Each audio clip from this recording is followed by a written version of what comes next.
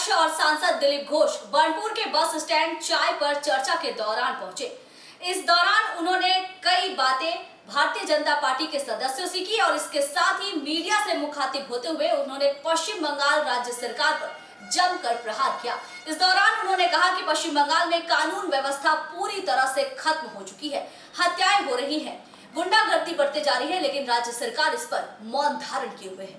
Bharatiya Janata party के राष्ट्रीय उपाध्यक्ष और सांसद दिलीप घोष बुधवार की सुबह बर्नपुर बस स्टैंड के पास चाय पर चर्चा के कार्यक्रम में पहुंचे। यहां उन्होंने भाजपा कार्यकर्ता और आम लोगों से बातचीत की। इसके पहले वे चित्रा स्थित पोलो ग्राउंड में राष्ट्रीय स्वयंसेवक संघ के प्रातःकालीन और शारदा शाखा में भाग लिया। शाखा में भाग लेने के बाद भी चाय के चर्चा कार्यक्रम में पहुंचे। इस दौरान वह मीडिया से मुखातिब होते हुए तृणमूल पर जमकर प्रहार किया। उन्होंने कहा कि दुर्भाग्य की बात है कि पश्चिम बंगाल के सभी जिलों में राजनीतिक हत्याएं हो रही है। तृणमूल कांग्रेस के आपसी द्वंद्व के कारण हर दिन कहीं न कहीं मारपीट और खून खराबा हो रहा है। तृणमूल कांग्रेस अपनी पीठ बचाने के लिए अनाप शनाप बयानबाजी कर रही है। पहला तो यहाँ कानून व्यवस्था पूरी तरह से ध्वस्त हो गया है। मुख्यमंत्री ममता बनर्जी के हाथ से सब कुछ निकल रहा है। ममता बनर्जी प्रधानमंत्री से भीख मांगने के लिए दिल्ली गई हैं। वहीं कुछ नेता गोवा तो कुछ त्रिपुरा गए हैं। ये लोग गोवा को भी बंगाल बनाना चाहते हैं। तृणमूल कहती है कि त्रिपुरा में वोट हो तो वहां सत्ता परिवर्तन हो जाएगा, तो पश्चिम बंगाल छोड़कर किसी भी राज्य में वोट देने में कोई बाधा नहीं है।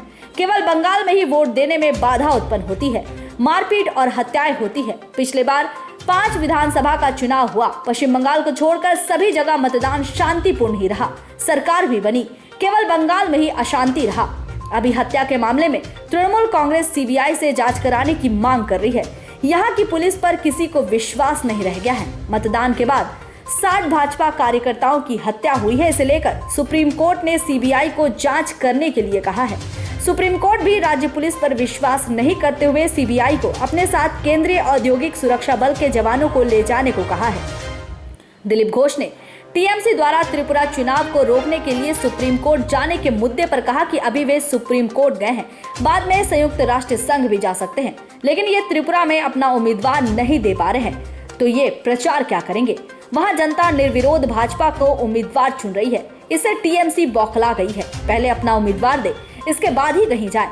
बाहर प्रदेशों के लोग देख रहे हैं कि पश्चिम बंगाल में किस तरह की राजनीति हो रही है।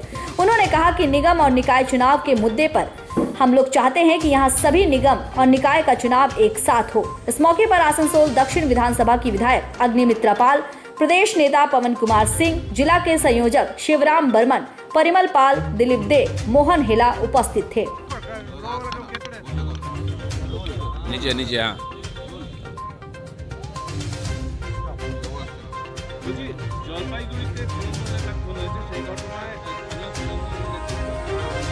রাজ্য পুলিশের যে তাদের যে তদন্ত সেই তদন্ত তারা সন্তুষ্ট।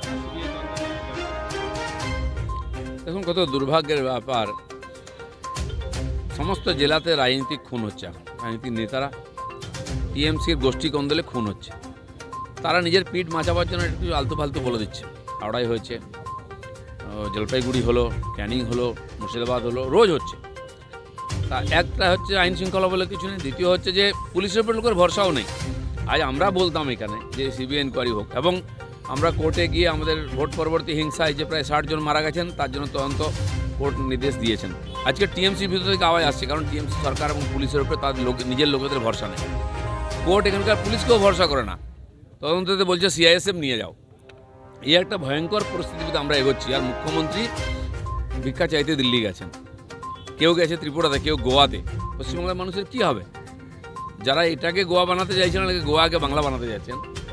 আর এই যে দুরবস্থা, রোজ খুন, হিংসা, মহিলাদের উপর অত্যাচার বেড়েই চলেছে, এটা খুবই দুর্ভাগ্যজনক। আমার মনে হয় ধীরে ধীরে মমতা ব্যানার্জির হাতের বাইরে চলে যাচ্ছে। आसनसोल से संतोष मंडल की रिपोर्ट, पीबी न्यूज।